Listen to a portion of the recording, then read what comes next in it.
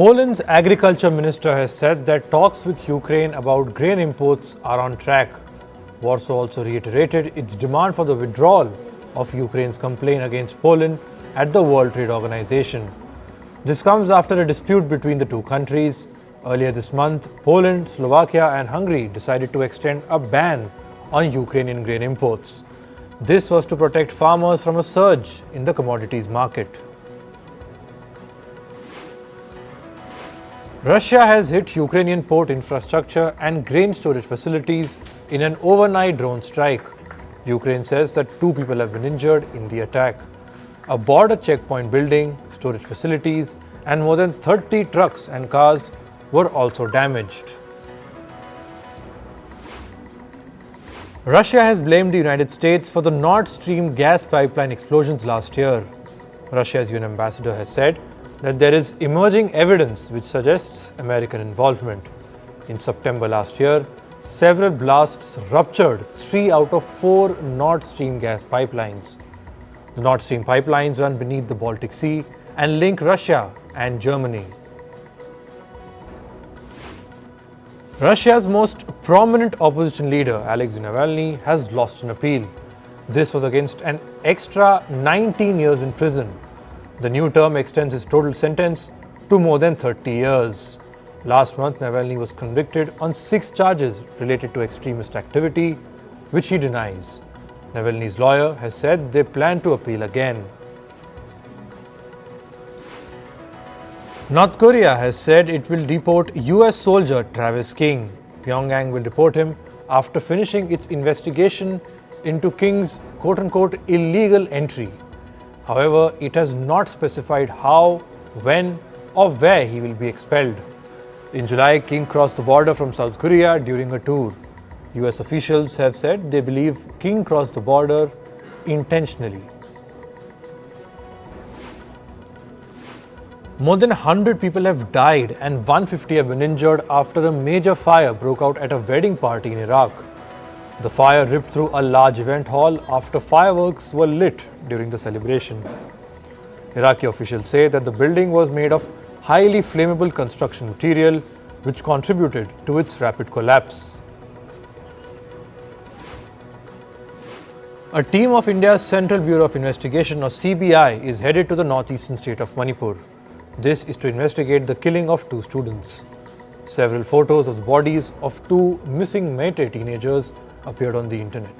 Ethnic violence between the Meitei and Kuki communities began in May and has plunged Manipur into chaos. India's External Affairs Minister S. JAISHANKAR addressed the United Nations General Assembly on Tuesday. He spoke on several issues including India's G20 presidency, respect for territorial integrity, and the global world order. Speaking about the global political situation, JAISHANKAR said that the world is witnessing an exceptional period of turmoil. He also spoke about the African Union's membership in the G20. JAISHANKAR said, and I quote, "By doing so, we gave voice to an entire continent which has long been due." Meanwhile, JAISHANKAR says that India has spoken with Canada. This is regarding Canada's accusations of India's involvement in the murder of pro-Khalistan separatist Hardeep Singh Nijjar. JAISHANKAR said that India is ready to look into any specific information that Canada provides on the case. He said this during an event organized by the American think tank Council on Foreign Relations. Anthony Rota, the Speaker of Canada's lower house of Parliament, will resign. This comes just a few days after Rota publicly praised a former Nazi soldier in the Canadian House of Commons. Yesterday, he also issued an apology after facing backlash from the Jewish community.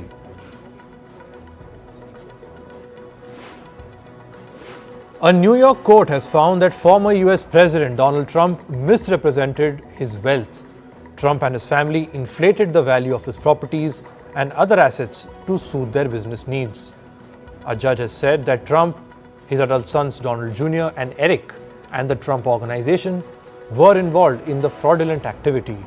This is a major setback for Trump. It may severely hamper his ability to do business in the state of New York.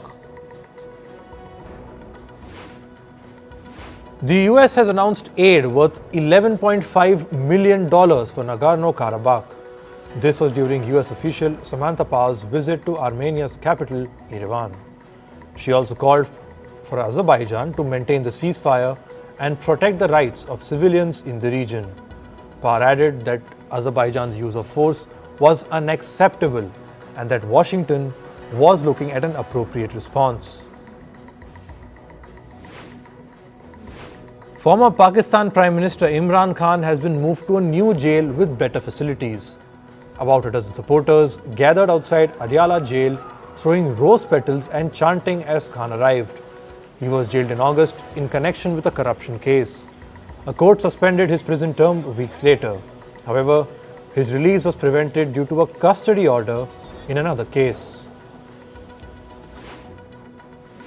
In climate news, smoke from Canadian wildfires covered the skies of Greenland's capital Nuuk.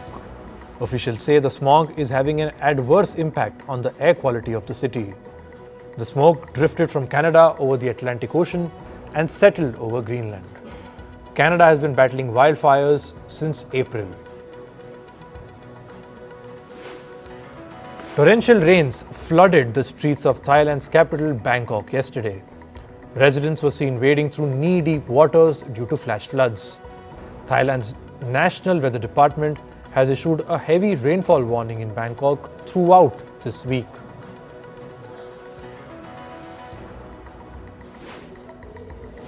Russia says it plans on imposing a ban on importing seafood from Japan. This is over the release of treated waters from the Fukushima nuclear plant into the sea. Moscow says talks with Tokyo regarding a possible ban on seafood imports are currently underway. Meanwhile, Japan says that 1 month since treated Fukushima waters were released, no traces of the radioactive material tritium have been found in fish. Japan's Environment Ministry says this means that if tritium levels are present in the water, they are so low that they can't be detected and are not harmful. Remember, on the 26th of August, Japan began releasing treated waters from the Fukushima nuclear plant into the ocean. At least 8 brown bear cubs born this year have died of starvation in northern Japan. This is due to a shortage of pink salmon. Scientists say rising sea temperatures is causing a decline in salmon population. Experts warn that if the brown bears do not find salmon to eat, they may look for other food sources, which will increase the probability of attack on humans. The International Energy Agency or IEA says green technology and clean energy is needed to limit global warming to 1.5 degrees Celsius. The Paris-based body says geopolitical tensions were the biggest challenge to working towards climate change. The IEA added that the world needs an investment of $4.5 trillion per year to transition to clean energy.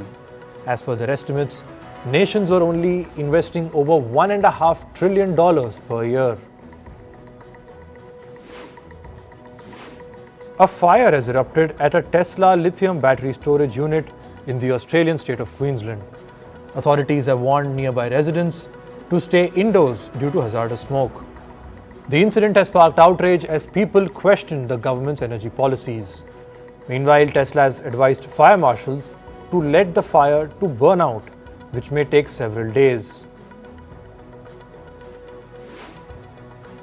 On to business and tech news. The International Monetary Fund or IMF has failed to reach a staff-level agreement with Sri Lanka.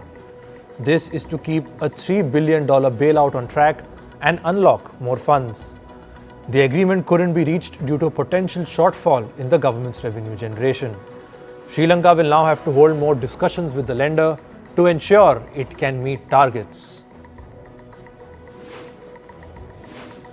Hui Ka Yan, the chairman of Chinese property developer Evergrande Group, has been placed under police control. This is according to reports. Reports say Hui was taken away by Chinese police earlier this month. He is being monitored at a designated location. It is not immediately clear why he is under residential surveillance. In 2021, Evergrande emerged as the poster child of the country's unprecedented debt crisis in the property sector. The US antitrust regulator has filed a long-awaited lawsuit against Amazon. The Federal Trade Commission, or FTC, has accused the firm of harming consumers with higher prices and monopolistic practices. The lawsuit had been expected after years of complaints against the e-commerce firm and other tech giants of market dominance. The FTC has asked a court to consider forcing Amazon to sell its assets to restore fair competition. US President Joe Biden joined the striking employees of America's United Auto Workers Union in Michigan. He backed their call for a 40% pay rise. Biden added that they deserve a quote-unquote lot more than what they are getting. His appearance was the first visit by a US president to striking workers in modern history. It comes a day before Donald Trump is scheduled to meet the protesting workers. Uber is partnering with local taxi service Yellow Cab in the US state of California. This will add up to 1,200 cabs to the ride-hailing giant's platform. Uber has already been securing similar deals in Europe and Asia in recent years. South Korea's Samsung SDI plans to invest $2 billion in the US. This is to build a joint electric vehicle battery plant with automaker Stellantis. The company plans to execute the investment starting next April. It aims to start production in 2027. Samsung SDI is the electronic component making wing of Samsung Electronics Group. Meanwhile, American retail chain Target has said it will close 9 stores across the US amid rising crime. The retailer said theft and retail crime threatened the security of its employees and customers. Stores in New York City, Seattle, San Francisco, Auckland, and Portland will be closed. This will be effective from the 21st of October. The United States restricted imports from 3 Chinese companies. This is to eliminate goods made using forced labor from the US supply chain. The 3 companies were designated as a result of their alleged business practices involving Uyghur minorities. US has accused the companies of working with the Xinjiang government. This is to recruit and use forced labor of Uyghurs, Kazakhs, and other persecuted groups. Elon Musk's social media platform X, which was formerly known as Twitter, has disabled a feature. It allowed users to report misinformation about elections. This is according to a research organization, Reset Tech Australia. The feature was introduced in 2022, but now X has disabled it in every jurisdiction except the European Union. Spotify is not planning to ban music that is made using artificial intelligence. This is according to the music streaming platform's CEO, Daniel Ek. Referring to the use of AI in auto-tuned songs, X says that there is legitimate use of AI in most songs these days. Earlier, Spotify had removed a popular song from its platform that used AI to mimic the voices of singers Drake and The Weeknd. Moving to sports, let's start with the Asian Games. India's 5th corps Samra clinched gold at the women's 50-meter rifle 3-position event. Samra also set a new world record for the highest points at a score of 469.6 after 15 shots. She broke the previous record by 2.6 points. Meanwhile, India also won gold at the women's 25-meter air pistol team event. The trio Manu Bhakar, Isha Singh and Rhythm Sangwan shot a combined score of 1759. China finished second, falling just 3 points short, and South Korea finished third. Nepal batter Kushal Malla broke 2 T20 records while competing at the Asian Games. This was during a match against Mongolia. Malla set a new record for the fastest century in a 20-over innings. He scored 100 runs in just 34 balls overtaking Indian batter Rohit Sharma's record by 1 ball. Before scoring the century, Malla also scored the fastest half-century in a T20 match. The Nepalese batsman smashed 50 runs in just 9 balls. This broke Indian batter Yuvraj Singh's 12-ball 50-run record. Nepal also set a new record for the highest T20 score. They scored 314 runs in 20 overs. In other cricket news, New Zealand beat Bangladesh by 7 wickets in yesterday's one-day international match in their bilateral series. Hosts Bangladesh batted first and were bowled out for 171 in the 34th over. In the second innings, the Black Caps lost just 3 wickets as they chased down the target with 91 balls to spare. With the win, New Zealand clinched the 3-match series 2-0. Meanwhile, New Zealand pacer Tim Southee has been cleared to play in the upcoming ODI World Cup. The veteran seamer continues to recover from a surgery on his fractured right thumb. Team medics say the bowler will make a full recovery in time for the big tournament. Tim Southee will join the New Zealand squad in India next week. Pakistan's captain Babar Azam has been fined by traffic police in the city of Lahore. The cricketer was charged with driving without a license and violating lane discipline. The development happened just days ahead of Pakistan's departure to India for the Cricket World Cup. In football, Manchester United beat Crystal Palace 3-0 in the English Football League Cup. The match was played at the iconic Old Trafford last night. In the first half, goals from Alejandro Garnacho and Casemiro gave the Red Devils a 2-goal lead. Anthony Martial scored for United in the 55th minute to seal the win. Barcelona drew 2-2 with Mallorca in La Liga today.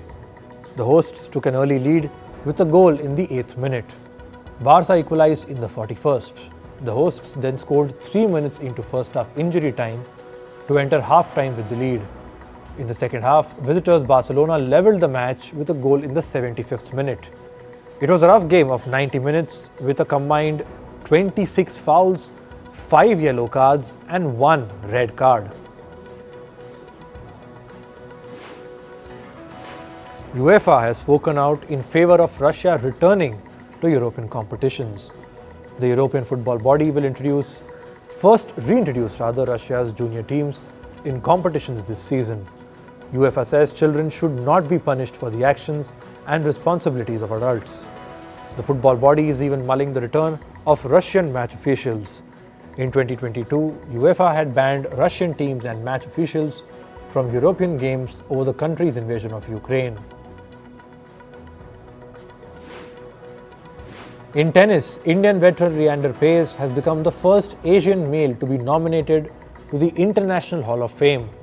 Leander Paes is one of the 6 international players announced for the class of 2024. The tennis legend says, and I quote, "After 3 decades of passion and playing for 1.3+ billion Indians, I am thrilled that my hard work has been recognized."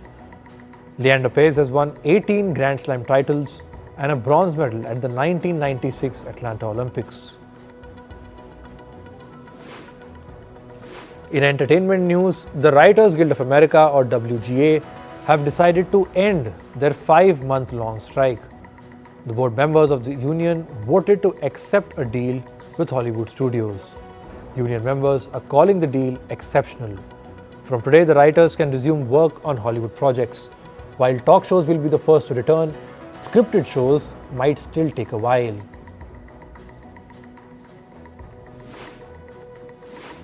With the writers' strike coming to an end, the Hollywood Actors Union will also be meeting with studio representatives soon. According to reports, meetings will take place next week. The Screen Actors Guild, American Federation of Television and Radio Artists, or SAG-AFTRA, has been on strike since July this year. Chat show Real Time with Bill Maher will return to HBO from Friday. Now that Hollywood's writers' strike has ended, the show's production can start again. Host Bill Maher wrote on X, and I quote, My writers and real time are back. See you Friday night. Maher earlier had planned to revive the show without the writers. Singer Taylor Swift took to X to announce the premiere of the upcoming Eras Tour film. The film will release in theatres on the 13th of October. For the unversed, the film will highlight the best parts of her tour. Taylor Swift's The Eras Tour commenced in March this year. The tour will conclude next year in the month of November.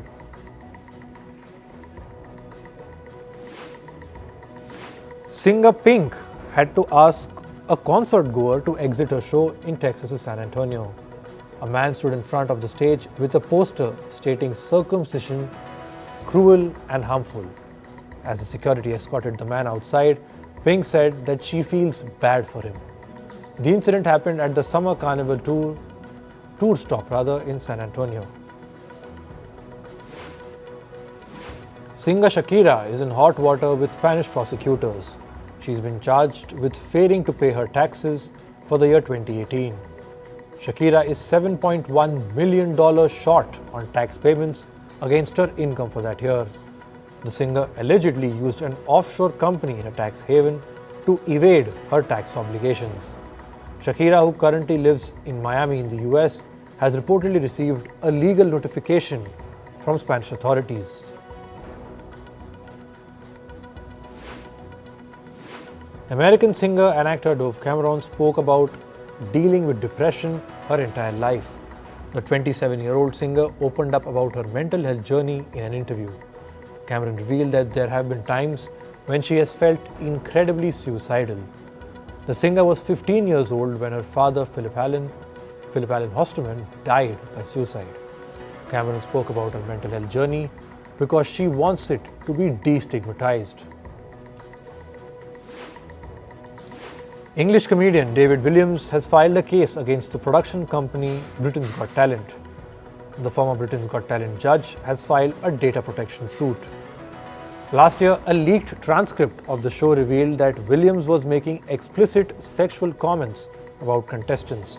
He was forced to resign after the incident. Williams later apologized but also said he regarded his conversations private. Singer Elton John has criticized British Home Secretary Suella Braverman's speech on gay people. Braverman said that it is unsustainable for the UK to provide asylum to gay people who face discrimination in their own countries. Elton John said that he's concerned over Braverman's suggestion and leaders need to be more compassionate. He added that Braverman is further legitimizing hate and violence against LGBTQ+ people. Sam Levinson, the creator of the show Euphoria, said that HBO sent actor Angus Cloud to rehab. He said this in a recent interview. Cloud went for a 30-day program and HBO continued to pay for an additional 3 months as well. When Cloud relapsed during Euphoria's second season, Levinson says he drove the actor to rehab again. 25-year-old Angus Cloud died in July this year, reportedly due to substance abuse.